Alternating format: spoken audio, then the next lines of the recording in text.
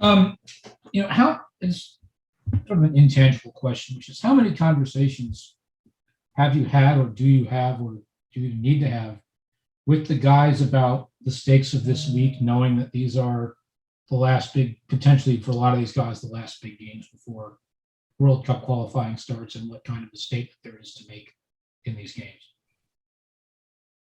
Yeah, that's a good question. I'm not like, I mean, I think the group has expectations and the group has desires to be a certain level of a team. And with that comes, needing to win.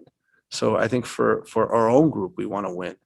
I don't think we're looking at it. This is our last chance to make a statement. I think we want to win for us. And because we think we're a good team. And, it's a tournament. Anytime you're playing in a tournament, you want to win it. And, you know, I think there are two separate things when you start to talk about, or three separate things when you start to talk about Nations League, Gold Cup, and World Cup qualifying. The team certainly has expectations to perform well in this event, and that's what we're focused on. But we're not connecting it right now to results of World Cup qualifying. You're welcome. Can you speak to how you're planning to use Kalen Acosta, our fellow Colorado Rapid out here, and where is he in your mix? Kellen's done a great job of working his way into the mix, and he's a great player. He showed his versatility in the last camp by playing the number 6 position. This in the Switzerland game as well. We think he can also play attacking midfielder. Has a really broad skill set. Is a great guy, good teammate. So he checks all the boxes, and he's a guy that we're counting on, and I'm pretty sure he'll see some playing time this weekend. Hey, Greg. Seems like one of the topics around conversations we've had over the last couple of weeks, whether it's Serginho, Jackson Ewell, your different central midfielders, is sort of risk versus reward in terms of your attacking dynamism versus your defensive solidity. Where do you stand on that, finding that balance against an opponent like Honduras in a situation like tomorrow?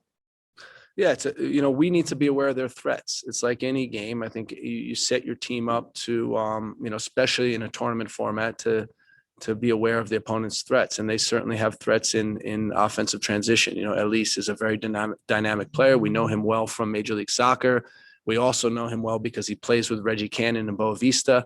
And, we're aware of the threats that they pose in offensive transition. So, we're going to have to be cautious in some respect. We're going to have to be well balanced, and we're going to have to really take advantage of defensive transition moments to press the ball when we lose it to avoid these long transitions.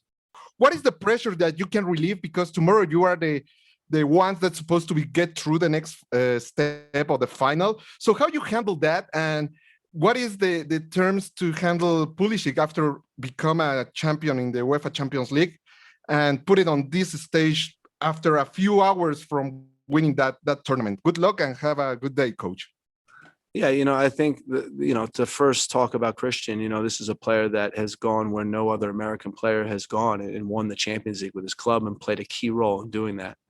So as a group, we're extremely proud of him. I think it says a lot about him, that he's here now and he wants to be on the field playing. It says a lot about him as a competitor and his role within this team.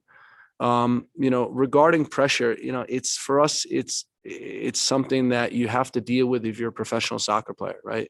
Our players are dealing with that every single game.